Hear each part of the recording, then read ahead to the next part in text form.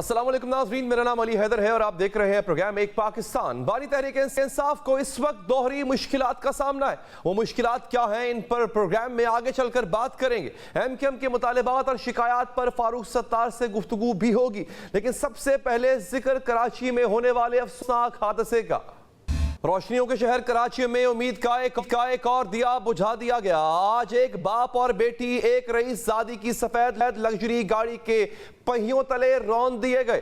گزشتہ شب 60 سالہ عمران نجی یونیورسٹی میں MBA کی طالبہ آمنہ کو لے کر واپس گھر جا رہا تھا کہ معروف کاروباری خاندان کو بیٹی اور دوسرے کاروباری خاندان کی بہو نتاشا نامی خاتون نے باپ بیٹی کو کچل کر رکھ دیا۔ وہ باپ کہ جو اپنی اولاد کو اچھی زندگی دینے کے لیے پاپڑ بیچ کر گزارا کر رہا تھا۔ وہ بیٹی جو اپنی پڑھائی کا خرچہ اٹھانے کے لیے پرائیویٹ نوکری کر رہی تھی۔ صرف باپ اور بیٹی ہی نہیں بلکہ ایک کار کو بھی ٹکر ماری جاتی ہے جس میں 2 افراد سوار تھے۔ خاتون کی گاڑی الٹ جاتی، موقع پر کھڑے افراد اسے گاڑی سے باہر نکالتے ہیں، پھر رینجرز اور پولیس اہلکار موقع پر پہنچ جاتے۔ عام عوام کے سامنے خاتون پاگل ہونے اور نشے میں ہونے جیسی حرکتیں کرتی ہے، لیکن اہلکاروں کے پہنچنے پر خاتون کے چہرے پر اطمینان واضح دکھائی دے رہا ہے اور وہ عوام پر سیخ پا بھی دکھائی دے رہی ہے۔ خاتون کو تھانے لے جایا جاتا ہے جہاں وہ بالکل اطمینان سے بیٹھ جاتی ہے جیسے کہ اس نے کچھ کیا ہی نہ ہو۔ خاتون کے چہرے پر اطمینان کیوں تھا؟ وہ قانون کے رکھوالوں کی موجودگی میں پر اعتماد کیوں تھی؟ اس کا جواب آج کراچی سٹی کورٹ میں دیکھا گیا جب دوران سماعت پولیس سے ملزمہ کو عدالت نے پیش ہی نہیں کیا، تاہم تفتیشی افسر نے ملزمہ کے 7 دن کے لیے جسمانی ریمانڈ کی استدعا کی۔ تفتیشی افسر سب انسپیکٹر عامر الطاف نے ملزمہ کی عدم پیشی اور ملزمہ کی عارضی میڈیکل رپورٹ بھی عدالت میں جمع کرا دی۔ تفتیشی افسر نے عدالت کو بتایا کہ جناح اسپتال کے ماہر نفسیات ڈاکٹر چنی لال نے ملزمہ کا معائنہ کر کے اسپتال میں داخل کر لیا۔ ڈاکٹر کے مطابق ملزمہ کی حالت ایسی نہیں کہ اسے عدالت لایا جائے۔ ملزمہ کی ذہنی حالت بہت خراب ہے، لہٰذا ڈاکٹر کی ہدایت کے مطابق ملزمہ کو آج عدالت میں پیش نہیں کیا جا سکتا۔ سماعت کے دوران ملزمہ کے وکیل نے درخواست کی کہ میری موکلہ کو ضمانت دی جائے کیونکہ میری موکلہ کی ذہنی حالت ٹھیک نہیں ہے، وہ جناح اسپتال میں زیر علاج ہے۔ اس پر عدالت نے کہا کہ ملزمہ کی پیشی کے بغیر ضمانت نہیں دے سکتے۔ فاضل عدالت خصوصی مجسٹریٹ کے فرائض انجام دے رہی ہے اور عدالت کو ضمانت دینے کا اختیار نہیں ہے، اس لیے ملزمہ کا 1 دن کا ریمانڈ دے رہے ہیں۔ عدالت نے حکم دیا کہ کل ملزمہ کو متعلقہ عدالت میں پیش کریں اور اگر ملزمہ پیش کرنے کے قابل نہیں ہے اس کا پراپر میڈیکل سرٹیفکیٹ متعلقہ عدالت میں پیش کیا جائے۔ عدالت نے تفتیشی افسر سے سوال کیا کہ گرفتاری کے وقت ملزمہ کا ڈرائیونگ لائسنس قبضے میں لیا گیا ہے۔ تفتیشی افسر نے عدالت کے اس استفسار پر گردن ہلا کر نفی میں جواب دیا، جس کے بعد ملزمہ کی وکیل نے بتایا کہ میری موکلہ کے پاس پاکستانی نہیں UK کا لائسنس ہے۔ اس پر عدالت نے سوال کیا کہ UK کا لائسنس پاکستان میں قابل قبول کیسے ہوگا؟ وکیل نے بعد ازاں میڈیا سے گفتگو میں بھی اپنا موقف دہرایا۔ سوال یہ ہے کہ اگر ملزمہ ذہنی مریض تھی تو اس کا برطانوی لائسنس کیسے بنا؟ خاتون کو پاکستان میں گاڑی چلانے کا پرمٹ کس نے دیا؟ خاتون ذہنی مریضہ تھی تو سیکرٹری اہلکاروں کے آتے ہی وہ شہریوں سے تلخ لہجے میں گفتگو کیسے کر رہی تھی؟ پولیس خاتون کو بچانے میں پھرتیاں کیوں دکھا رہی ہے؟ کیا خاتون کی دوہری شہریت کو بنیاد بنا کر اسے بیرون ملک فرار کروا دیا جائے گا؟ خاتون کو گرفتار کرنے کی بجائے اسے حفاظتی تحویل میں کیوں لیا گیا؟ آج آمنہ اور اس کے باپ کو دفن کر دیا گیا، مگر ان کی قبریں ہمارے نظام انصاف پر، ہمارے قانون پر، ہمارے حکمرانوں پر سوالات کا ایک بارے گراں چھوڑ رہی۔ کیا پاکستان صرف اشرافیہ کا دیس ہے؟ کیا ایلیٹ کلچر یوں ہی غریب کو اپنے پاؤں تلے روندتا رہے گا؟ کیا ہماری پولیس اشرافیہ کو بچانے کے لیے کمزور FIR درج کرتی رہے گی؟ کیا یہ پاکستان پاپڑ بیچنے والے کا ملک نہیں ہے؟ کیا محمد آصف اور آمنہ کو کبھی انصاف ملے گا؟ کیا قتل کرنے پر اشرافیہ کو دیت کے نام پر لائسنس ٹو کل دیا جاتا رہے گا؟ کیا نتاشا ذہنی مریضہ ہے یا پھر سڑکوں پر دندناتے پھرنے والی ایلیٹ کی موجودگی میں سروس لائن پر چلنے والے باپ اور بیٹی ذہنی مریض تھے؟ محترم وزیر اعظم صاحب، اسلامی جمہوریہ پاکستان، محترم چیف جسٹس آف پاکستان صاحب، آج شہر قائد میں مٹے وہ مٹی تلے سوئے باپ بیٹی کے اہل خانہ انصاف کے لیے آپ کی جانب دیکھ رہے ہیں۔ انہیں آپ بھی امید ہے کہ انہیں ماں جیسی ریاست انصاف دے گی، لیکن حضور والا اس قوم کو گزشتہ شب ہی یقین ہو گیا تھا کہ مقتولین کو انصاف کبھی نہیں ملے گا، کیونکہ ہماری تاریخ یہ بتاتی ہے، کیونکہ یہ دیش اشرافیہ کا دیش، وہ اشرافیہ جو قانون، انصاف اور آئین کو شتر بے مہار کی طرح اپنے پاؤں تلے روندتی جا رہی ہے۔ نتاشا کو ذہنی مریض ثابت کرنے کی کوشش کی جا رہی ہے، حالانکہ خاتون اتنی بہتر حالت میں تھی کہ کارساز جیسی مصروف سڑک پر تیز رفتاری سے گاڑی چلانے یا پھر معصوم لوگوں کو اپنی گاڑی تلے کچل دینے، یہ کیسا نظام ہے کہ جہاں کمزور کی داد رسی نہیں ہوتی ہے، طاقتور کو سزا نہیں ملتی ہے۔ ہم سے پہلے قومیں اسی لیے تباہ ہوئی تھی کہ کمزوروں کو سزا دی جاتی تھی، طاقتوروں کو چھوڑ دیا جاتا تھا۔ ہمیں پتہ ہے کہ ہم چند دن چیخیں گے، آواز اٹھائیں گے، پھر صدا کا قحط پڑ جائے گا، اور اسی دوران نتاشا وکٹری کا نشان بناتے ہوئے نمودار ہوگی کہ عدالت اسے باعزت بری کر چکی ہوگی۔ مگر آخر کب تک ایسے چلے گا؟ آخر کب تک یوں ہی غریب طبقہ اشرافیہ کے پاؤں کے گرد جو ہے وہ اس کی پاؤں تلے روندا جائے گا؟ بات کریں گے اس حوالے سے۔ ہمیں جوائن کر چکے ہیں نتاشا جو ایکیوزڈ ہیں، ان کے وکیل ہمارے ساتھ موجود ہیں۔ بہت شکریہ سر کہ آپ نے ہمارے پروگرام کے لیے وقت نکالا۔ اچھا، اس سارے معاملے پہ کیا موقف ہے آپ کا؟ میری جو کلائنٹ ہے اس کا جو مینٹلی شی از انویل، اور اگر اکارڈنگ ٹو میڈیکل رپورٹ بھی آپ دیکھیں گے تو اس کی جو ذہنی حالت ہے وہ ٹھیک نہیں ہے، جس کی بنیاد پہ یہ مقدمہ درج کیا گیا، یہ حادثہ ہوا۔ اور یہ اسی ڈاکومنٹڈ ہے کہ she is been a patient for last 5 years, اور اس وقت وہ سائیکیٹرک وارڈ میں زیر علاج ہے۔ اچھا، 5 سال سے وہ ذہنی مریضہ ہیں مگر وہ گاڑی چلا رہی تھی۔ اچھا یہ بتائیں، کیا نتاشا کے پاس ڈرائیونگ لائسنس ہے؟ جی بالکل، ان کے پاس ویلڈ ڈرائیونگ لائسنس موجود ہے، اور اس میں کوئی دوہری بات نہیں ہے، اور ہم وہ ڈرائیونگ لائسنس جو ہے وہ آئی او کو پرووائڈ کر چکے ہیں۔ اچھا ٹھیک، ڈرائیونگ لائسنس ہے۔ یہ پاکستان کا یا برطانیہ کا سر؟ اس کے پاس جو ہے وہ برطانیہ کا ویلڈ ڈرائیونگ لائسنس ہے، جو کہ پاکستان کے اندر اپلیکیبل ہے۔ اچھا ٹھیک، دنیا میں برٹش لائسنس ہو، یو ایس لائسنس ہو، پوری دنیا میں اس پہ آپ ڈرائیونگ کر سکتے ہیں۔ ایگری ہوتا ہے، برطانیہ کا لائسنس پاکستان میں چلتا ہے، یہ ایگری، یعنی برطانیہ کا لائسنس ان کے پاس ہے۔ لائسنس جب دیا جاتا ہے، کیونکہ ہم لوگوں نے بھی باقاعدہ ٹیسٹ دیے ہوئے ہیں سر، تو نہ صرف یہ کہ آپ کو ڈرائیونگ آتی ہے، بلکہ یہ کہ آپ کی آئی سائٹ کتنی اچھی ہے، بلکہ یہاں تک بھی برطانیہ میں دیکھا جاتا ہے سر کہ آپ کو چشمہ لگا ہوا یا نہیں لگا ہوا۔ میرا ایک ایسا دوست کہ جس کی رپورٹ میں لکھا گیا کہ تمہیں چشمہ لگا ہوا ہے، ایک دن وہ چشمے کے بغیر ڈرائیو کر رہا تھا، اس کا چالان ہو گیا تھا اس بات پہ۔ بائی دی وے، برطانیہ کا لائسنس ہے، ذہنی حالت 5 سال سے خراب ہے۔ یہ بتائیے گا کہ ان کو ذہنی مریضہ ہونے کے باوجود، یہ آپ دیکھ بھی سکتے ہیں سامنے کہ اگر ایپیلیپسی ہے، میں ذرا ایک منٹ رکیے گا میرے ساتھ آپ سر، میں ناظرین کو بتا دوں، ایپیلیپسی کہتے ہیں اگر مرگی کے دورے پڑتے ہیں اگر آپ کو، سٹروکس اینڈ ادر نیورولوجیکل کنڈیشنز ہیں۔ تیسرا مینٹل ہیلتھ پرابلم، جو کہ آپ خود بتا رہے ہیں کہ نتاشا کو ہے، دماغی مسئلہ ہے، فزیکل ڈسیبلٹیز ہیں، اپاہج ہیں یا کوئی اور ڈسیبلٹی ہے، ویژول امپیئرمنٹ جس کا میں نے ذکر کیا کہ اگر آپ کی نظر ایک خاص حد سے زیادہ کمزور ہے تب بھی آپ کا جو لائسنس ہے وہ سرنڈر ہو جائے گا، ریووک ہو جائے گا، آپ کو اجازت نہیں ہوگی گاڑی چلانے کی، یہ برطانیہ کا قانون کہتا ہے۔ سر، ذہنی مریضہ کا لائسنس کیسے بنا، اور اگر بنا تو پھر اس کے بعد یہ ثابت ہو گیا کہ وہ ذہنی مریضہ ہیں، سرنڈر کیوں نہیں کیا گیا؟ نہیں، یہ تو ہمارا بہت پرانا ڈرائیونگ لائسنس ہے، اس کو تو صدیوں پرانا ہے۔ ہم اس بیماری میں 5 سال سے مبتلا ہیں، اور ڈرائیونگ لائسنس جو ہے وہ تو ہمارا سر، ڈرائیونگ لائسنس جو ہے وہ رینیو بھی ہوتا ہے، وہ رینیو تب ہوتا ہے جب آپ یہ اپنا ایٹ لیسٹ فٹنس ٹیسٹ آپ کو پاس کرنا پڑتا ہے۔ یہی تو میرا سوال ہے، اگر پرانا لائسنس بنا ہوا ہے اور ان کا ذہنی توازن ٹھیک نہیں ہے تب بھی آپ تو قانون دان ہے سر، قانون کے مطابق یہ لائسنس سرنڈر ہونا چاہیے تھا۔ She should not be permitted to drive anywhere, either in Pakistan or elsewhere sir۔ تو وہ لائسنس سرنڈر کیوں نہیں کیا گیا؟ 10 سال بعد رینیو کرایا جاتا ہے نا سر، اور بیماری کی صورت میں منسوخ کر دیا جاتا ہے، کیوں نہیں ہوا منسوخ، کیوں نہیں ہوا surrender?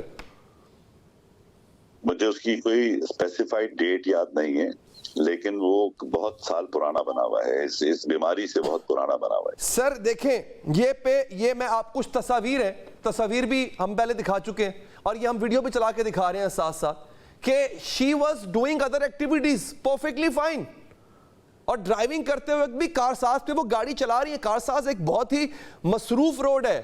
she was driving fine, اور اچانک سے ایک بوڑھا باپ بیٹی آتے ہیں اور گاڑی جو ہے she rammed her car into them. sir, سوال میرا یہ ہے کہ اگر وہ نہیں تھی ٹھیک تو اپنے گھر سے لے کے کارساز تک وہ کیسے ڈرائیو کر کے آئیں؟ نہیں ایسا نہیں ہے جناب, ایسا نہیں ہے. وہ وہاں یہ پاکستانی لائسنس نہیں ہے, یہ فورن برٹش یا امریکن لائسنس ہے. وہاں پر لائسنس کی ویلیڈیٹی جو ہے وہ 10 سال ہوتی ہے. اور دوسری چیز, ہم لوگ برٹش لا فالو کرتے ہیں. جتنا قانون ہے ہمارا یہ گوروں کا بنایا ہوا قانون ہے, اسی قانون کو فالو کرتے ہیں, اور اسی جن کا قانون فالو کرتے ہیں انہی کے دیے ہوئے لائسنس پہ ہم گاڑی چلا رہے ہیں. سر یہ لائسنس ٹو ڈرائیو تھا, لائسنس ٹو کل نہیں تھا سر. معذرت کے ساتھ یہ لائسنس دیا گیا تھا ڈرائیونگ کرنے کے لیے, اور اس کی شرطیں رکھی گئی تھی. اگر نظر کمزور ہو ڈرائیونگ لائسنس سرنڈر کر دیں, دماغ خراب ہو جائے ڈرائیونگ لائسنس سرنڈر کر دیں. 5 سال سے اگر ذہنی حالت ٹھیک نہیں تھی تو آپ خود بہتر جانتے ہیں آپ کو لائسنس سرنڈر کر دینا چاہیے تھا. she should not be allowed to drive sir. تو مجھے یہ بتائیں کہ یہ باپ بیٹی اپنا لہو کس کے ہاتھ میں تلاش کریں؟ دیکھیے میں نے آپ سے صبح بھی عرض کی تھی کہ وہ جو ہے وہ میڈیکیشن پہ تھی, اور وہ بغیر بتائے گاڑی لے کر گھر سے چلی گئی. اس کی ذہنی حالت ایسی تھی اور گھر والوں کو یہ نہیں پتا چل سکا کہ وہ کس طرح نکلی ہے. تو لہٰذا اس کی ذہنی حالت کو دیکھتے ہوئے ہم اس معاملے کو اتنی ترجیح نہیں دے رہے کہ وہ گاڑی لے کے کیسے چلی گئی. ہمیں یہ پتا ہے کہ اس کی ذہنی حالت ٹھیک نہیں تھی, اور وہ بغیر بتائے کسی موقع ملتے ہی گاڑی ڈرائیو کرنے چلی گئی. عامر صاحب چلیں یہ بتا دیں دیت کی دفعات اس میں کیوں شامل کی گئی ہیں؟ کیا پیسے کے بل پہ اس معاملے کو حل کیا جائے گا؟ نہیں آپ غلط بات کر رہے ہیں. آپ یہ ایسی کوئی بات نہیں ہے. اور آپ جو 6 ماہ پرانی بات کر رہے ہیں, آپ حادثے کی تاریخ دیکھیے. حادثے کی تاریخ 19 اگست ہے, تو کل اس کی ذہنی حالت ٹھیک نہیں تھی. آپ 5 ماہ یا پرانی باتیں نہ کریں. کل ڈاکٹرز کی بورڈ نے بتایا ہے کہ اس کی ذہنی حالت کل ٹھیک نہیں تھی جب یہ حادثہ ہوا, اور حادثے کے بعد بھی اس کی ذہنی حالت ٹھیک نہیں ہے, اور اس وقت بھی وہ زیر علاج ہے. ٹھیک ہے. اچھا عامر صاحب یہ بتائیے, بطور قانونی ماہر میں آپ سے پوچھنا چاہ رہا ہوں کہ یہ عورت کی جو سزا ہے اس معاملے میں وہ کیا ہوتی ہے؟ مطلب ایک خاتون جو ہے اس کی سزا کیا ہوگی اگر یہ جرم, فرض کریں اگر جرم ثابت ہو جاتا ہے تو قانون کیا کہتا ہے؟ دیکھیں جی, ہم ان کے دکھ میں برابر کے شریک ہیں. بڑا تکلیف دہ مرحلہ ہے, اللہ ان کو صبر دے. اور جو بات ہے گاڑی کس نے دی اور گاڑی کی چابی کہاں سے آئی, یہ ابھی معاملہ زیر تفتیش ہے, تو اس کے لیے کچھ کہنا قبل از وقت نامناسب ہوگا. تو مقدمے کی تفتیش ابھی تفتیشی افسران کر رہے ہیں, اور اس کا رزلٹ جو ہے وہ آپ کے سامنے آئے گا انشاءاللہ. چلیں ٹھیک ہے. عامر منصور صاحب آپ کا بہت بہت شکریہ کہ آپ نے ہمارے پروگرام کے لیے وقت نکالا. ناظرین بہت شکریہ آپ کا عامر صاحب کہ آپ نے ہمارے پروگرام کے لیے وقت نکالا. آگے بڑھیں گے ناظرین, تحریک انصاف کے حوالے سے بات کریں گے. آپ کو بتائیں گے اچھا ہمیں جوائن کر چکے ہیں جبران ناصر صاحب. جبران صاحب بہت بہت شکریہ آپ کے قیمتی وقت کا. سر کہہ رہے ہیں کہ جناب ذہنی حالت ٹھیک نہیں تھی, اور آپ خود بھی ایک وکیل ہیں, وہ کہتے نہیں. اور میرا سوال ان سے یہ تھا کہ آپ بتا دیجئے گا اگر میں غلط ہوں, کہ اگر ان کی ذہنی حالت ٹھیک نہیں تھی, UK کا ان کے پاس لائسنس ہے, کیا لائسنس سرنڈر نہیں کر دینا چاہیے تھا؟ وہ کہہ رہے ہیں جناب کہ ایسی کوئی بات نہیں ہے, ان کا علاج چل رہا تھا 5 سال سے. کیا قانون کیا ریلیف دیتا ہے ایسے شخص کو جس کی ذہنی حالت ٹھیک نہیں, وہ ڈرائیو کر رہا ہے اور وہ اس کی وجہ سے کچھ لوگ مر جاتے ہیں؟ دیکھیے جی, پہلے تو جو نقصان ہوا ہے وہ بہت بڑا اور قیمتی نقصان ہوا ہے, نہ صرف اس والد کا مگر جب اس کی بیٹی کے بارے میں, اس کی خواہشات کے بارے میں, تعلیم کو لے کے, اس کی موجودہ نوکری کے بارے میں پتہ چلا تو یقینی طور پہ ایک بہتر زندگی کا خواب رکھنے والی نوجوان لڑکی تھی جس کی جان گئی ہے. اب جس طریقے سے یہ آپ نے موقف دیا ہے ان کا جو اس واقعے میں مبتلا ہیں, ملوث ہیں, جو ڈرائیونگ کر رہی تھیں, کہ جی ان کا یہ ذہنی توازن ٹھیک نہیں ہے, تو دیکھیے کہ اس چیز کے لیے قانون کے تحت ایک اسپیشل میڈیکل بورڈ بنے گا. یہ کسی ایک فرد کے کہنے سے نہیں ہو جاتا, اور وہ اسپیشل میڈیکل بورڈ اس بات کا تعین کرے گا کہ آپ قانونی طور کے اوپر سین ہے کہ انسین ہے. اور اس میں بھی فرق ہے, ایک باریک ذرا اس کو سمجھیے گا. ایک ہے آپ کی انسینٹی جب آپ عمل کر رہے تھے جو کہ جرم میں کاؤنٹ ہو رہا ہے، یعنی کہ ڈرائیونگ کا. ٹھیک ہے. اور ایک آپ کی انسینٹی ہے کہ واقعے کے بعد آپ کو سائیکوسس ہو گیا یا آپ شوق میں چلے گئے چونکہ ایسا کچھ آپ نے کر دیا یا ایسا کچھ آپ سے ہو گیا کہ آپ کو اس کا ٹراما ہٹ کر گیا. ٹھیک ہے. اگر آپ واقعے کے وقت انسین تھے تو آپ کے اوپر اس جرم کا اطلاق نہیں ہوگا. مگر اگر آپ واقعے کے بعد کسی وجہ سے ڈکلیئر کیے جاتے ہیں تو اس کو کہتے ہیں انفٹنس ٹو اسٹینڈ ٹرائل. اس میں پھر آپ کا علاج چلتا رہتا ہے اور جب آپ کو بورڈ ڈکلیئر کر دیتا ہے کہ اب آپ فٹ ہیں ٹرائل کے لیے تو آپ کا ٹرائل صرف مؤخر ہوگا تب تک کے لیے، ٹرائل ختم نہیں ہو جائے گا. دوسری بات یہ ہے کہ جیسا آپ نے یہ انگلینڈ کی بات کی، دیکھیے جس خاندان کا تعارف بھی آ رہا ہے، اس خاتون کا جس خاندان سے تعلق ہے، میرے خیال میں نہ دولت کی کمی ہوگی، نہ تعلیم کی کمی ہوگی، نہ وسائل کی کمی ہوگی. یقینی طور پہ آپ کو دکھانا پڑے گا کہ پچھلے 5 سال سے یہ خاتون کس ہسپتال میں زیر علاج تھی. ہم سمپل تھیریپی کی بات نہیں کر رہے جو ڈپریشن ہوتا ہے یا کوئی اور بیماری آپ کو دماغ کے حوالے سے ہو، مینٹل ہیلتھ پرابلم ہو. جو آپ کو دکھانا پڑے گا نا کہ اتنا ایکیوٹ سائیکوسس آپ کو ہوتا ہے کہ آپ گاڑی پہ چلا رہے ہیں تو آپ کو سمجھ میں نہیں آ رہا کہ سامنے جاندار ہے کہ نہیں ہے. اور پھر تیسری چیز، یقینی طور پہ ایسی خاتون کے پاس، ان کے پاس اتنے وسائل ہیں، ان کے پاس کوئی اٹینڈنٹ ہوگا، کوئی کیئر کرنے والا ہوگا. اگر خاتون اس طرح کا خطرہ، چونکہ دیکھیے انہوں نے اگر یہ تصور کر لیا جائے کہ ان کی دماغی توازن ٹھیک نہیں ہے یا ان کو کوئی مینٹل ہیلتھ پرابلم ہے، تو جس طرح سے یہ گاڑی چلائی اور واقعہ ہوا ہے، نہ صرف انہوں نے دوسرے کی جان لے لی، وہ انہوں نے اپنی جان کو بہت خطرے میں ڈال دیا. غالباً ان کی بھی اپنی گاڑی الٹ گئی تھی. تو یقینی طور کے اوپر کسی ایسے گھر میں جہاں سیکورٹی گارڈز کی بھی کمی نہیں ہوگی، ڈرائیورز کی بھی کمی نہیں ہوگی، گیٹ پہ کھڑے ہونے والے لوگوں کی بھی کمی نہیں ہوگی، کوئی میڈیکل اٹینڈنٹ کی بھی کمی نہیں ہوگی، کیسے کوئی انسان جو ہے تیاری کے ساتھ، اور وہ پراپر ایسے نکلا ہے کہ جیسے کوئی جم جا رہا ہو یا ورزش کے لیے جا رہا ہو. تو آپ یہ ساری باتیں اگین، بٹ یہ ایویڈنس سامنے آئے گا تو پتہ چلے گا. بہت ضروری یہ ہے کہ جو وکٹم فیملی ہے ان کی قانونی معاونت ہو، ان کو پراپر ایڈوائز دی جائے اور ان کو یہ بھی بتایا جائے کہ صرف کرمنل لاء کے اندر ان کے پاس ریمیڈی نہیں ہے. جو اس بچی کا نقصان ہوا ہے کہ بچی جتنے سال جیتی، جتنی اس کی ترقی کے مواقع تھے، جتنا یہ وسائل اپنے خاندان، اپنے بھائی بہنوں، اپنی والدہ کے لیے پیدا کرتی، اس سب کا بھی حساب ہوگا. تو سول لاء کے لیے بھی ان کے پاس رانگ فل ڈیتھ کی ڈیمیجز بھی کلیم کر سکتے ہیں، ان کو قانونی حوالے ڈیمیجز بھی کلیم کر سکتے ہیں یقینی طور کے اوپر. تو مگر بات وہی ہے کہ دیکھیے حتمی فیصلہ کیا ہوگا یہ مدعی خاندان نے کرنا ہے. جبران صاحب یہ بتائیے گا ایسی صورت میں سر، ایسی صورت میں ان کیس کہ یہ پروو ہو جاتا ہے کہ it was hit and run کی کوشش تھی، باقاعدہ یہ ایک عمل تھا جو کہ ہوش و حواس میں کیا گیا، تو قانون میں اس کی سزا کیا ہے؟ کیونکہ ڈرائیونگ لائسنس ہولڈر تو یہ ہے ہی صحیح، قانون میں اس کی سزا کیا ہے اور ایک عورت کے لیے کیا سزا ہے سر؟ دیکھیے قانون کے اندر یہ ایک، آپ اس کو پرورژن بھی کہہ سکتے ہیں، اس کو ہماری غفلت بھی کہہ سکتے ہیں کہ ایک قتل خطا ہے اور ایک قتل بسبب ہے. قتل خطا ہے کہ جب آپ نے کچھ غیر قانونی نہ کیا اور آپ سے قتل ہو جائے، اور قتل بسبب ہے کہ آپ نے کچھ غیر قانونی کیا ہو مگر کسی کو قتل کرنے کی نیت سے نہ کیا اور اس کا قتل ہو جائے. دونوں صورتوں میں جو آپ کو سزا میکسیمم ملتی ہے پورے ٹرائل کے بعد وہ دیت ملتی ہے، جو کہ پاکستانی عوام کی جو جان کی قیمت ہے، وہ ایک انسان کی دیت حکومت وقت نے میرے خیال میں 68 لاکھ روپے کے قریب طے کی ہوئی ہے. دوسرا جو اس میں سیکشن لگا ہوا ہے وہ ہے ریش اور نیگلیجنٹ ڈرائیونگ کا 337G. اس میں آپ کو 5 سال تک کی امپریزمنٹ ہو سکتی ہے، اس میں آپ کو جیل ٹرم ہے. مگر یہ دونوں سیکشنز جو ہیں وہ قتل بسبب یا قتل خطا کا ہو یا وہ 337G ہو، یہ قانون میں کمپاؤنڈیبل تصور کیے جاتے ہیں. کمپاؤنڈیبل سے مراد ہے کہ معاف کر دینے والے. تو یہ اس چیز کا استعمال کرتے ہوئے یقینی طور پر، جیسے آپ کو پتا ہمارے کرمنل جسٹس سسٹم کے اندر ہوتا ہے، فیملی کے اوپر کہیں نہ کہیں دباؤ ڈالا جائے گا یا وہ خود تھک ہار جائیں گے کہ جی آپ پیسے لے کے معاملہ سیٹل کر لیں. مگر بات اتنی سی ہے کہ اگر خاندان نے کل کو دیت بھی لینی ہے جو ان کا آئینی اور شرعی حق ہے، یہ اس وقت فیصلہ کرے جب وہ کسی دباؤ سے آزاد ہوں، جب وہ مایوسی کا شکار نہ ہو، جب ان کو پتہ ہو قانون اور معاشرہ اور ریاست ان کے ساتھ کھڑی ہے، استغاثہ ان کے ساتھ کھڑی ہے. ان حالات میں نہیں جن حالات کے اندر ناظم جھوکیوں کی بیوی جو ہے سمجھوتہ کرنے پہ مجبور ہوئی تھی کہ اس کے سگوں تک نے اس کو لوارث کر دیا تھا. اتنا پریشر تھا ان وڈیروں کا جنہوں نے ناظم جھوکیوں کو قتل کیا تھا. تو ہمارے یہاں تو دیت کو ہم نے ایک ٹول بنا لیا ہے for the rich to exploit the poor. اور یہ ایک بڑا کیس ہے ہمارے سامنے، اور اس کے اندر آپ کے توسط سے، آپ کے چینل کے توسط سے، اگر وہ خاندان، چونکہ دیکھیں جس حالت کے اندر، جس غم میں وہ خاندان ڈوبا ہوا ہے، پراپر نہیں ہے، مگر اگر وہ کسی قسم کی قانونی معاونت چاہتے ہیں، مجھے خوشی ہوگی ان کی قانونی معاونت کرنے کے لیے کہ ان کو کم سے کم اپنے حقوق، اپنے آپشنز قانون میں پتہ ہونے چاہیے. اور اگر ان کو نہیں بھی پتہ، پولیس نے اس وقت ایک بڑا امتحان ہے کہ کیا کیمیکل ایگزامینر کو رپورٹ گئی ہے ان خاتون کے بلڈ اور یورین سیمپلز کی، کیا کوئی کسی قسم کا نشہ یا کوئی ڈرگ یا کوئی اور انفلوئنس میں تو نہیں تھی.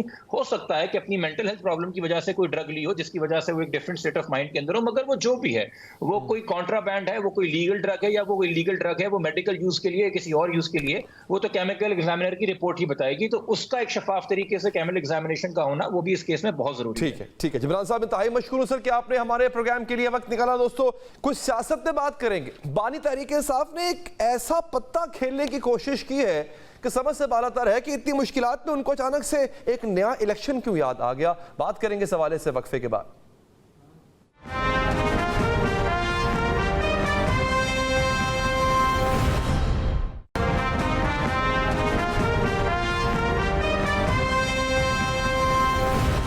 بریک کے بعد حاضر ناظرین، بانی تحریک انصاف اس وقت دوہری مشکل میں ہے۔ پہلی مشکل ان کے خلاف مقدمات کا نہ ختم ہونے والا سلسلہ ہے، اور دوسری مشکل ان کی یہ ہے کہ بانی تحریک انصاف سے وابستہ ہر شخص کی آپس میں رنجش ہے، زور آزمائی ہے، تکرار ہے۔ رشتہ دار ہیں تو وہ آپس میں مارکہ آرا ہیں، وکیل ہیں تو وہ آپس میں مقابلہ بازی کر رہے ہیں، سیاستدان ہیں تو وہ بھی جھگڑے کر رہے ہیں۔ بانی تحریک انصاف کو درپیش پہلی مشکل کا ذکر کریں تو آج ان کے خلاف نیا توشہ خانہ کیس بھی احتساب عدالت میں دائر کر دیا گیا ہے۔ آج ان کے لیے سہولت کاری کے الزام میں اڈیالہ جیل کے مزید 6 ملازم بھی حراست میں لے لیے گئے۔ گرفتار کیے گئے جیل ملازمین میں 3 خواتین بھی شامل ہیں، اور دوسری مشکل بانی تحریک انصاف کی یہ ہے کہ ان کے گرد ہر شخص ہی دوسرے سے لڑ رہا ہے۔ آئے روز وکلاء اور پارٹی رہنماؤں کے اختلاف کی خبریں آتی ہیں، اور آج میڈیا پر یہ خبریں بھی رپورٹ کی گئیں کہ بانی تحریک انصاف کی بہن علیمہ خان اور اہلیہ بشرا بی بی کی آپس میں تکرار ہوئی ہے۔ بتایا گیا ہے کہ علیمہ خان نے عدالت میں خاتون وکیل کے حوالے سے بات کی تھی، جس کے جواب میں بشرا بی بی اور ان کی بیٹی نے بھی کچھ جملے بولے۔ بحث و مباحثے کے دوران بشرا بی بی اور علیمہ خان آپس میں الجھ پڑیں اور دونوں میں سخت جملوں کا تبادلہ ہوا۔ خواتین کے شور شرابے کی وجہ سے بشرا بی بی کی کم عمر نواسی رونے لگی۔ بشرا بی بی کی بانی تحریک انصاف کی بہنوں سے تلخی کا یہ کوئی پہلا واقعہ نہیں ہے۔ گزشتہ سال دسمبر میں بانی تحریک انصاف کے وکیل لطیف کھوسا اور بشرا بی بی کی ایک مبینہ آڈیو سامنے آئی تھی، جس میں بشرا بی بی بانی پی ٹی آئی کی بہنوں سے اپنے اختلافات کا ذکر کی تھی کہ وہاں پہ ہمارا مسئلہ پڑ گیا، کیونکہ کوئی ان کی بہنیں بھی ساتھ تھیں، تو ہماری بلکہ اچھی خاصی وہاں پہ مسئلہ پڑ گیا تھا۔ اچھا تو وہ جی وہاں کافی سارا ایشو کھڑا ہو گیا تھا۔ میں حیران رہ گئی تھی، پھر میں نے زیادہ مناسب سمجھا ہی نہیں کہ میں ان لوگوں سے زیادہ بہنوں سے بات کروں۔ بس میں نے خان صاحب کو کہہ دیا کہ جی میرے تو سارے کیسز وہی کریں گے، اور آپ کے جتنے اب ہوں گے جو میں نہیں سمجھوں گی کہ اب یہ لیٹ ہو رہا ہے تو وہ میں انہیں کو دوں گی۔ تحریک انصاف بطور پارٹی بھی اندرونی اختلافات کا شکار ہے۔ پارٹی کے پنجاب کے صدر حماد اظہر نے اس لیے اپنا عہدہ چھوڑ دیا۔ انہیں بانی پی ٹی آئی تک رسائی نہیں ہے۔ حماد اظہر نے ٹویٹ میں الزام لگایا تھا کہ پارٹی میں گروپ بن چکے ہیں، میرٹ کی بجائے لابنگ کی بنیاد پر فیصلے کیے جا رہے ہیں۔ حماد اظہر کے بعد پی ٹی آئی رہنما چودھری اصغر گجر نے بھی تحریک انصاف لاہور کی صدارت چھوڑنے کا اعلان کر دیا تھا، اور پی ٹی آئی لاہور کے جنرل سیکرٹری حافظ ذیشان رشید بھی اپنے عہدے سے مستعفی ہو گئے تھے۔ ایسے ہی معاملات خیبر پختونخوا سے بھی سامنے آئے، جہاں وزیر اعلیٰ اور ایک صوبائی وزیر ایک دوسرے پر کرپشن کے الزام لگا چکے۔ وزیر اعلیٰ علی امین گنڈاپور نے صوبائی وزیر شکیل خان کو گڈ گورننس کمیٹی کی رپورٹ پر وزارت سے نکالا، اور صوبائی حکومت کے ترجمان بیرسٹر سیف نے کہا کہ کمیٹی نے اپنے رپورٹ میں شکیل خان کو قصوروار قرار دیا تھا۔ شکایت تھی کرپشن ہی کی تھی نا، محکموں میں کرپشن کی شکایات ہوتی ہیں، مس مینجمنٹ کی شکایات، بد انتظامی، اور یہ شکایات خان صاحب تک بھی پہنچی۔ اس کے بعد ان کی ہدایات پر اس میں یہ کمیٹی بنائی گئی، اور کمیٹی نے یہ معاملہ پروب کیا۔ جبکہ شکیل خان نے بھی وزیر اعلیٰ خیبر پختونخوا پر کرپشن کے الزام لگائے۔ 1 اگست کو اڈیالہ جیل میں بانی تحریک انصاف سے ملاقات کے بعد اگلے دن شکیل خان نے نیوز کانفرنس کی اور خیبر پختونخوا حکومت پر کرپشن کے الزام لگائے تھے۔ شکیل خان نے دعویٰ کیا تھا کہ کرپشن اور بیڈ گورننس کے باعث وہ نہیں کر پا رہے تھے۔ خان صاحب کے پی کے اندر چند محکموں کے حوالے سے اطلاعات دی کہ ان محکموں میں کچھ کام غلط ہو رہے ہیں۔ میں نے ان کے سامنے اپنی وضاحت رکھی۔ 15 اور 16 اگست کی درمیانی رات صوبائی وزیر شکیل خان اور وزیر اعلیٰ خیبر پختونخوا میں واٹس ایپ گروپ پر شدید تلخ کلامی کی خبریں بھی رپورٹ ہوئی۔ खबरों के मुताबिक व्हाट्सएप ग्रुप पर भी दोनों फरीकों ने एक दूसरे पर करप्शन के इल्जाम लगाए थे और फिर शकील खान ने अपना इस्तीफा पेश कर दिया। इसके बाद तहरीक इंसाफ के सीनियर रहनुमाओं आतिफ खान और जुनैद अकबर ने शकील खान के हक में ट्वीट की और इन्हें ईमानदार करार दिया। इसके जवाब में वजीर आला खैबर पख्तूनख्वा अली अमीन गंडापुर ने जुनैद अकबर को फोकल पर्सन ओहदे से हटा दिया। इससे पहले जुनैद अकबर अपनी ट्वीट में यह गिला भी कर चुके हैं कि मखसूस लोग बानी पीटीआई से मिलने अडियाला जेल जाते हैं लेकिन इन्हें मिलने नहीं दिया जाता। उन्होंने लिखा था, बानी तहरीक इंसाफ से जेल में मिलने वाले वापस आकर हमें सिर्फ ये बताते हैं कि मौजूदा पार्टी पॉलिसी बानी की है। जुनैद अकबर ने लिखा कि बदकिस्मती यही है कि सारे फैसलों के बेनिफिशरी यही लोग, इनके खानदान के अफराद और दोस्त हैं। पार्टी के सीनियर रहनुमा शौकत यूसुफजई ने भी गिला किया कि पार्टी में सीनियर लोगों को नजरअंदाज किया जा रहा है। जून में उमर अयूब ने भी पीटीआई के सेक्रेटरी जनरल के ओहदे से इस्तीफा दे दिया था। पीटीआई के हवाले से यह तासुर भी पाया जाता है कि यहाँ सियासतदानों और वकला के अलग अलग धड़े बन चुके हैं। पार्टी के चेयरमैन बैरिस्टर गौहर और शेर अफजल मरवत भी बार बार आमने सामने आ चुके हैं। शेर अफजल मरवत तो पार्टी के कई रहनुमाओं के खिलाफ बयानबाजी भी कर चुके हैं। यानी बानी तहरीक इंसाफ से वाबस्ता कोई भी शख्स, चाहे वो इनका रिश्तेदार ही है, इनका वकील है या फिर इनका पार्टी रहनुमा, ये सब एक दूसरे से लड़ रहे हैं। तो क्या ये बानी तहरीक इंसाफ से मुखलिस हैं या फिर इनके मुखालिफ हैं? बात करेंगे इस हवाले से। मैं ज्वाइन किया है पाकिस्तान तहरीक इंसाफ के सीनियर रहनुमा जनाब शुएब शाहीन साहब। बहुत शुक्रिया सर आपका। सर, अगर ये चलन है पार्टी के अंदर तो फिर बानी पीटीआई को रिहा कौन करवाएगा सर? आपकी इतनी लंबी स्टोरी के बाद मैं तो सिर्फ यही कह सकता हूं कि ये सब ड्रामा के चंद एक सीन है। देखें, जब सबसे बड़ी पॉलिटिकल पार्टी हुआ करती है उसके दरमियान छोटे छोटे इख्तलाफ हुआ करते हैं। उसका ये मतलब नहीं है कि वो एक दूसरे के दुश्मन हो गए हैं, या उसका ये मतलब नहीं है कि वो बानी पीटीआई के साथ मुखलिस नहीं है। हाँ, जिस जगह पे भी कोई छोटा छोटा एतराज़ होता है, कौन सा घर है, आप अपने घर से लेकर अपने किसी भी उमूर मुमलिकत चलाने वाली किसी भी हुकूमत के दरमियान होने वाले मामलात आप उठा लें, कहाँ डिफरेंस ऑफ ओपिनियन नहीं होती। वो डिफरेंस ऑफ ओपिनियन कहाँ तरीक़ाकार थोड़ा सा ये होना चाहिए कि वो पब्लिश होने की बजाय आप पार्टी के अंदर बैठ के बात कर लें। तो मेरा ख्याल है कि अगर पिछले साल किंग्स पार्टियां बनाने के बावजूद बड़े बड़े तमाम लीडर्स, जो बड़े बड़े जनाब परवेज़ खटक हो गया, जहांगीर तरीन, Aleem Khan, you name it, वो सारे के सारे साइडलाइन हो गए। उसके बाद क्या हुआ? पार्टी में यंग लोग आए, पार्टी में लोग आए, पार्टी में खड़े हैं, पार्टी जीती है, पार्टी आज 180 सीटों के साथ जीती हुई है।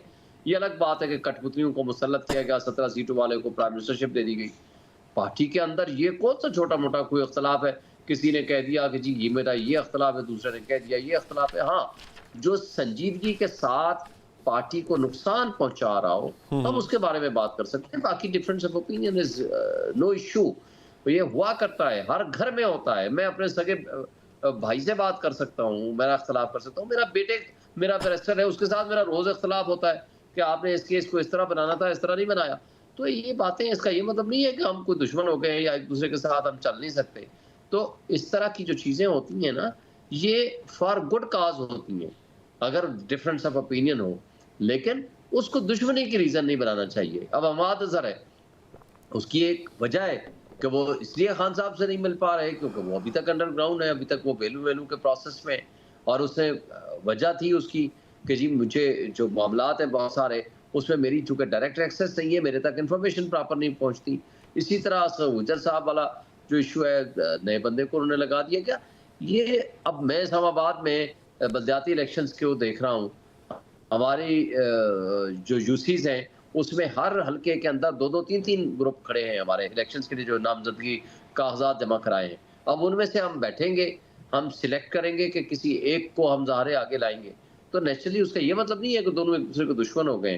तो डिफरेंस ऑफ ओपिनियन हर जगह पे है, होती है और होनी चाहिए, मगर फॉर गुड काज होनी चाहिए। उसको डेमोक्रेटिक प्रोसेस से उसको ख़त्म करना चाहिए। बाकी चीज़ें कोई इतनी इंपॉर्टेंट। ठीक है शुएब साहब, देखिए बात अर्ज ये है, बिल्कुल ठीक है, इख्तलाफात एक घर में भी हो सकते हैं, ख़ानदान में भी हो सकते हैं सर, लेकिन जो ये वाले इख्तलाफात है اس کی ایک سیاسی کاسٹ بھی تو ہے نا سر. فار ایگزامپل میں حماد اظہر کی ایگزامپل پہلے دے چکا ہوں. حماد اظہر استعفیٰ دے رہے ہیں اس بات پہ کہ ان کی بات نہیں مانی جاتی. پنجاب کے اندر آپ کے سینئر لیڈر کا استعفیٰ, آپ پنجاب میں آپ کا سٹرانگ ہولڈ ہے, آپ ایک جلسہ نہیں کر سکے ابھی تک کنڈکٹ. جب سے عمران خان اندر گئے ہیں خبر آتی ہے کہ عمران خان چاہتے ہیں کہ آپ لوگوں کو موبلائز کریں, لیکن اب تک تحریک انصاف موبلائزیشن نہیں کر سکی. آپ کا ووٹر ضرور نکلا ہے 8 فروری کو, لیکن آپ کی لیڈرشپ نہیں نکل پائی کہ وہ لوگوں کو موبلائز کر کے احتجاج کر سکے, اپنی پاور کو اپنا پاور شو کر سکے. اور شاید یہی وجہ ہے کہ ان اختلافات, یہ بھلے چھوٹے اختلافات ہوں گے سر, لیکن ان اختلافات کی وجہ سے جو آپ کی اپوزیشن ہے, جو آپ کے مخالفین ہیں, وہ آپ کو کمزور سمجھتے ہیں. دیکھیں کمزوری تو وہ تب سمجھتے ہیں کہ جب ہمارے کینڈیڈیٹس باہر نہیں نکل سکتے تھے, کوئی جلسہ جلوس نہیں کر سکتے تھے, کوئی ورکر کنونشن نہیں کر سکتے تھے, ان کو بلے کا نشان نہیں تھا, ان کے پاس کوئی ایسی ریزننگ نہیں تھی کہ وہ پبلک میں جا سکیں. بہت سارے لوگ انڈر گراؤنڈ تھے یا بہت سارے لوگ جیلوں میں تھے. ایون ڈاکٹر یاسمین راشد کا آپ معاملہ سامنے رکھ لیں. نواز شریف جیسا جو سٹال برڈ اپنے آپ کو کہتا ہے جی 3 دفعہ پرائم منسٹر بنا, وہ کس طرح جیتا ہے؟ وہ آپ کے سامنے وہ ڈاکٹر یاسمین راشد جیتی ہے. وہ جس انداز سے وہ کٹنگ کر کے اور فورجری کر کے ان کو جتوایا گیا ہے وہ ساری دنیا جانتی ہے. دیکھیں آج جو فسطائیت کا عالم ہے, جس طرح لوگوں کو اٹھایا جا رہا ہے, جس طرح ہمارے سوشل میڈیا ایکٹیوسٹ اٹھائے گئے ہیں, کسی عدالت میں پیش نہیں کیے جا رہے, لوگوں کے ساتھ جو ظلم تشدد اور بربریت کا ماحول ہے, اس کے باوجود ہمارے پروٹیسٹ ہوئے ہیں. مال روڈ پہ بھی پروٹیسٹ ہم نے کیے ہیں, وکیلوں کو ساتھ لے کے چلے ہیں, پارلیمنٹیرینز بھی روز باہر نکلتے ہیں, ہمارے کئی لوگ باہر نکلے ہیں. جلسے کے لیے باقاعدہ اجازت نامہ لے لیا گیا ہے ہائی کورٹ سے, ان کے لیے پروسیس جاری ہے. پرسوں ہم انشاءاللہ اسلام آباد میں کرنے جا رہے ہیں.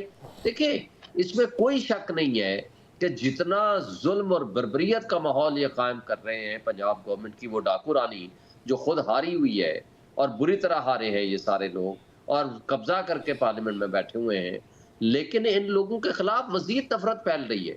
کوئی اگر یہ سمجھ رہا ہے کہ ہم اس ڈر, خوف اور یہ اس بدماشی اور بےایمانی کے زور پہ ہم یہ لوگوں کو ڈرا اور دھمکا دیں گے, تو یہ پاکستان کی سوسائٹی میں یہ بری روایات قائم کر رہے ہیں. یہ پاکستان کی تاریخ میں یہ ماشاء اللہ میں ایسا کبھی نہیں ہوا. پرویز مشرف کے ماشاء اللہ کے خلاف ہم نے تحریک چلائی, ضیاء الحق کے خلاف تحریک چلائی, لیکن ایسا نہیں ہوتا تھا جو آج ہو رہا ہے. آج چادر چار دیواری کی پامالی ہو رہی ہے, لوگوں کے گھروں میں گھسا جا رہا ہے, ان کے گھر توڑے جا رہے ہیں, لوگوں کے کاروبار ختم کیے. آپ کا پوائنٹ آ گیا یہ سر. ایسا طریقہ میں انتہائی مشکور ہوں سر, کاش میرے پاس مزید وقت ہوتا, لیکن آپ کا انتہائی مشکور ہوں کہ آپ نے پروگرام کے لیے وقت نکالا. فاروق ستار صاحب سے پوچھیں گے وہ کتنے مطمئن ہیں اتحادی گورنمنٹ کا حصہ بن کے اس وقفے کے بعد.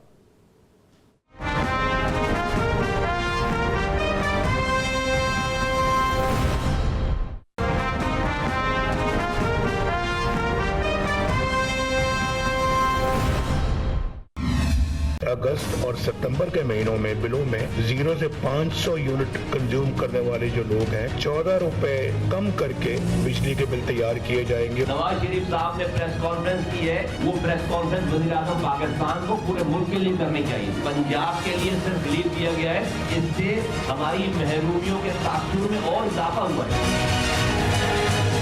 سارا پولیٹیکل گیم ہے, اپنے ووٹ بینک کو مضبوط کر لو, باقی کا ووٹ بینک کھاڑے میں جائے, وہ پاکستان کا حصہ ہی نہیں. 45 ارب روپے جس سے بے پناہ جو ہے وہ ترقیاتی کام ہو سکتے ہیں, جس سے لوگوں کو شاید اس سے زیادہ فائدے پہنچائے جا سکتے ہیں, لیکن مجھے نہیں پتا وہ کیا وجوہات تھی جس کی بنا پر حکومت پنجاب نے یہ اسٹیپ اٹھایا ہے. آپ نے جب بھی ریلیف دینے ہیں تو لانگ ٹرم دینے ہیں. لانگ ٹرم پلاننگ کیا ہے؟ لیڈرشپ ہوتی ہے جو لانگ ٹرم پلاننگ دیتی ہے. اور میں بہت سن رہی ہوں ٹی وی پہ کہ جی یہ شارٹ ٹرم ریلیف ہے. یہ شارٹ ٹرم ریلیف نہیں ہے, یہ 2 ماہ کا ریلیف ہے. اس کے بعد ہم بہت بڑا سولر پروگرام لے کے آ رہے ہیں جو ہمیشہ کے لیے آپ کو زیادہ بلوں سے نجات دے گا. اعلانات ہوتے رہتے ہیں عجیب و غریب, جس کی وجہ سے ہم پریشانی میں آ جاتے ہیں کہ بیوقوفی کے اعلانات کا جواب کیسے دیں. ایسے آپ نے سندھ حکومت کے بارے میں سنا ہوگا, ہم تو کچھ کرتے ہی نہیں ہیں. گڈ گورننس ہم سے ہوتا نہیں ہے, میگا پروجیکٹس ہم کرتے ہی نہیں ہیں. well actions speak louder than words.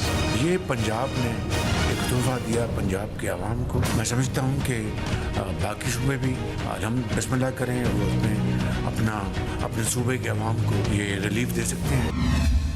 बात करने के लिए इस हवाले से हमें ज्वाइन किया है MQM के सीनियर रहनुमा जनाब फारूक सत्तार साहब ने। फारूक साहब बहुत शुक्रिया। वफाक का अपना मौक़िफ़, पंजाब का अपना मौक़िफ़, सिंध हुकूमत का एक अपना मौक़िफ़ है, हर किसी के पास अपना अपना उज़र भी है।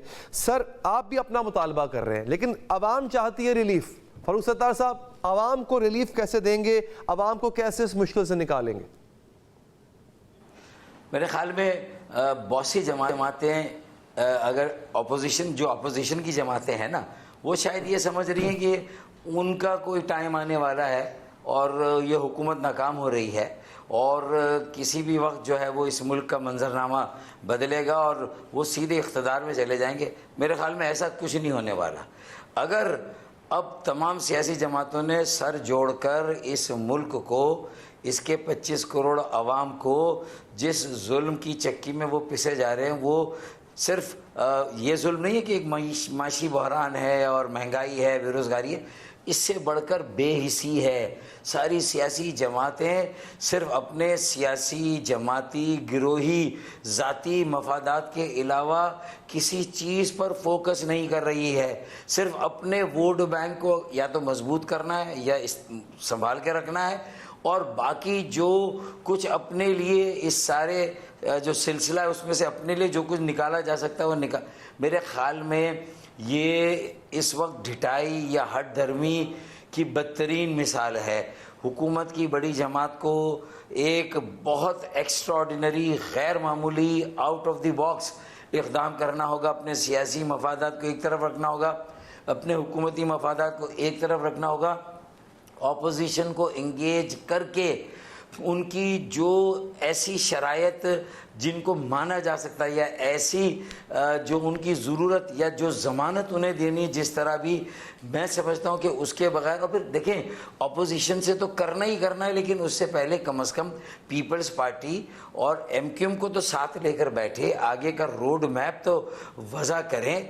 यहाँ सूरत हाल ये है कि इंडस्ट्रीज़ कराची से ये नहीं हो रहा कि कराची से ये सनतें जो मैंने कल प्रेस कॉन्फ्रेंस की ये बंद हो जाएंगी और ये सनतें पंजाब में आसानी से लग जाएंगी। ये मुल्क से बाहर सरमाया जा रहा है, टैलेंट जा रहा है, नौजवान जा रहे हैं, पढ़े लिखे लोग जा रहे हैं। फिर पाकिस्तान में अब बचेगा क्या और बचा क्या है? मैं समझता हूँ अगर अब होश के नाखून ना लिए गए, पहले तो एक लग्जरी थी ना कि यार अल्लाह ताला चला रहा है ऊपर से, हम इसका जितना भी सत्यानाश मार दे, इसको तबाह बर्बाद कर दें, लेकिन किसी ना किसी तरह फिर ये चल पड़ता है। मेरे ख्याल में अब वो सूरत हाल नहीं है कि अब अल्लाह ताला अभी भी इसे चलाए। अल्लाह ने जितना चलाना था चला लिया, उसने तुम्हें अकल दी है, दिमाग दिया है, 2 हाथ 2 पैर दिए हैं, सोचने समझने की सलाहियत दी है, और शायद एक दिल दिया है, उसमें शायद ज़मीर नाम की कोई चीज़ है। वो अगर थोड़ा सा भी लोगों का दर्द महसूस करे, उनकी आहो बका को सुने, वो भैया बिजली का बिल दें और गैस का या घर का किराया दें, आने जाने का भाड़ा दें, फिर अपने बच्चों की तालीम पर खर्च करें, माँ बाप के इलाज पर खर्च करें। आप बुनियादी तौर पे आप कराची की पार्टी हैं, आप शहरी सिंध की पार्टी हैं। शहरी सिंध के मसाइल कराची के झूके तू हैं, वो तब हल होंगे जब सिंध हुकूमत चाहेगी। आप बैठे हैं वफाक में, आप हैं वफाक के इत्तेहादी। ऐसा नहीं हो सकता कि आप सिंध हुकूमत के साथ अपनी एंगेजमेंट को बढ़ाएं, क्योंकि आपके मसाइल हल करना सिंध हुकूमत का काम है। आप वफाक से 10,000 दफा कहते रहें, वो नहीं हो पाएगा सर। देखिए अली हैदर, अगर आप MQM और पीपल्स पार्टी के ताल्लुकात की हिस्ट्री को थोड़ा सा गौर से देखेंगे ना, तो आपको ये अंदाज़ा हो जाएगा हर मरहले पर कि MQM की तरफ से मैं समझता हूँ कि किसी ज़माने में भी कोई कसर नहीं छोड़ी गई थी, और पीपल्स पार्टी के साथ बहुत संजीदगी के साथ, ईमानदारी के साथ और दयानतदारी के साथ हमने मामला बनाने की कोशिश की। एक वक्त वो था जब वो 90 पर आए थे आसिफ अली जरदारी साहब, उन्होंने मुझे टोपी पहनाई थी, मैंने उनको टोपी पहनाई थी, लेकिन वो मुहावरे वाली टोपी हो गई कि बस वो टोपी पहन के आज तक हम फिर रहे हैं, घूम रहे हैं, लेकिन हमें सन ऑफ द सॉइल नहीं माना जाता। वो कोटा सिस्टम की तलवार अब भी है, चले अगर है तो 40% कोटा हमें हमारे बच्चों को दिया जाए ना। क्यों जाली डोमिसाइल को फ़रोग दिया जाता है? जाली 54,000 नौकरियां हमने पीपल्स पार्टी ने जो बंदरमाट की थी PDM हुकूमत के आखिरी वक्त में, वो हमने अदालतों से केस जीता और वो नौकरियां हमने निकलवाई, जिसमें था कि PRC का सही उसमें जो स्क्रूटिनी नहीं हुई है, اور میٹرک لاڑکانہ کا، کشمور کا اور جیکب آباد کا، اور لیکن فاروق صاحب دیکھیں مسئلہ یہاں پہ اور بھی ہے. دیکھیں آپ کو کراچی دوبارہ اعتماد جس طرح اب دیا، آپ کو دیتا ہے، آپ کا میئر بنتا ہے وسیم اختر، وہ کہتے ہیں میرے پاس اختیار نہیں ہے. پھر کراچی دوبارہ آپ کو اعتماد کرتا ہے آپ پہ، آپ کو سیٹیں دے کے قومی اسمبلی میں بٹھا دیتا ہے، آپ جا کے آپ بن جاتے ہیں وفاق کے اتحادی. سندھ حکومت سے آپ انگیج نہیں ہوتے کیونکہ پیپلز پارٹی سے آپ کی بنتی نہیں ہے، پھر آپ یہی رونر ہوتے ہیں پیپلز پارٹی ہماری بات نہیں مانتی. تو پھر آپ کو ووٹ کوئی کیوں دے؟ اچھا مجھے بتائیں، یہ جو آپ ساری باتیں کر رہے ہیں کہ مجھے سمپلی آپ یہ بات بتا دیں کہ ایم کیو ایم نے کب پاکستان پیپلز پارٹی کو انگیج نہیں کیا؟ الیکشن کے وقت، بلدیاتی انتخابات کے وقت 2 روز پہلے مراد علی شاہ کے ساتھ ہم انگیج تھے. میں، مصطفیٰ کمال، خالد بھائی، وسیم اختر، ہم سب گئے وہاں پر مراد علی شاہ صاحب، اور اس نے کہا کہ بات ہمیں اب سمجھ میں آ گئی کہ ہاں کچھ زیادتیاں ہوئی ہیں، اور پیپلز پارٹی کے حلقے 15,000 کے اور آپ کے 90,000 کے. یہ تو میچ شروع ہونے سے پہلے ایک ٹیم کو آپ نے 500 رن دے دیے. کیسے ایون جو لیول پلینگ فیلڈ ہوگا، کیسے مقابلہ برابری کا ہوگا جب اچھا. اور اگر ہم الیکشن لڑتے بھی تو بھی میئر یہ طے تھا کہ پیپلز پارٹی کا ہی بننا تھا، مرتضیٰ واب کو بننا تھا. ابھی انہوں نے پی ٹی آئی اور جماعت اسلامی کو ایک نہیں ہونے دیا. اچھا جماعت اسلامی کو یہ لاٹری لگ گئی تھی کہ بھئی ایم کیو ایم نہیں حصہ لے رہی، تو اب ایم کیو ایم جو ہے اس کی جگہ ہمیں سیٹیں ملے گی. انہیں بھی لگ پتا گیا کہ گاؤں کے سارے چودھری بھی مر جائیں تو جماعت اسلامی کو جو ہے یہ پگ نہیں لگے گی انہیں. اچھا اب مجھے کہہ رہے ہیں 2 دن پہلے میں اللہ کو حاضر ناظر جان کر حلفیہ کہتا ہوں، مراد علی شاہ نے کہا تھا کہ اگر الیکشن کمیشن نے دوبارہ حلقہ بندیوں کے لیے الیکشن کو آگے نہ بڑھایا تو میں اپنا پولنگ اسٹاف نہیں بھیجوں گا، یہ الیکشن نہیں ہوں گے. یہ میں حلفیہ آئیں. مراد علی شاہ صاحب بھی قرآن پر ہاتھ رکھیں، میں بھی قرآن پر ہاتھ رکھتا ہوں، مصطفیٰ کمال بھی ہوں گے، وسیم اختر بھی ہوں گے، ان کی بھی پوری ٹیم، شاہ شرجیل میمن تھے اور ان کی بھی ٹیم تھی. دیکھیں آپ ہم انگیج کر کے انہی کے پاس تو جا رہے ہیں. انہوں نے تو حلقہ بندیاں کی تو ہم نے الیکشن کمیشن کو چیلنج کیا. انہوں نے کہا نہیں جی نہیں اب الیکشن ہوں گے. تو پھر ہم الیکشن، اور ایک جو سیکشن 10 تھا اس کو پیپلز پارٹی نے کہہ کے اپنی طرف سے کہہ دیا کہ ہم تیار ہیں. الیکشن کمیشن تیار نہیں ہوا تو ہم نے کہا اب کیا کریں گے؟ تو میں الیکشن نہیں ہونے دوں گا. یہ مراد علی شاہ صاحب کے اب آپ بتائیں کس پہ بھروسہ کریں. اس لیے پھر بائیکاٹ کرنا پڑا. جب انہوں نے ہمیں تسلی دی، آسرا دیا، تو یہ تو سیاست میں اگر اس طرح ہم ایک دوسرے کے ساتھ دھوکہ دیں گے، ایک دوسرے کو فریب دیں گے تو اعتماد کیسے قائم ہوگا؟ اچھا پھر وہ یہ نہیں سوچتے کہ اگر بلاول بھٹو زرداری صاحب کو پرائم منسٹر بننا آگے جا کے تو ایک وقت آئے گا ہمارے ووٹ پھر ڈیسائسو ہو جائیں گے، پھر فیصلہ کن ہوں گے، جس کو ووٹ دیں گے اس کا وزیر اعظم بنے گا. یہ ایک آدھ الیکشن سے تھوڑی سی جو ہے وہ یہ ترتیب بگڑ گئی ہے، لیکن پھر ہوگا. تو پھر وہ اگر بغیر کراچی کی سپورٹ کے اگر سندھ سے بلاول بھٹو زرداری وزیر اعظم بننے چلیں گے بھی اور بن بھی جائیں گے تو کراچی کو اپنے ساتھ لیے بغیر کیسے پاکستان کو آگے لے جائیں گے؟ ان کا تو ترقی کا، تعمیر کا، مضبوطی کا، استحکام کا، ملکی بقا کا، سلامتی کا، ملک کے وسائل کا، ریونیو کا، ملک کو بچانے کا ہر راستہ کراچی سے ہو کے جائے گا بھائی، اور جاتا ہے. یہ آج بھی بدقسمتی تھی جو میری پریس کانفرنس میں نے کہا کہ ہمارے پالیسی سازوں کو، ہمارے فیصلہ کرنے والوں کو،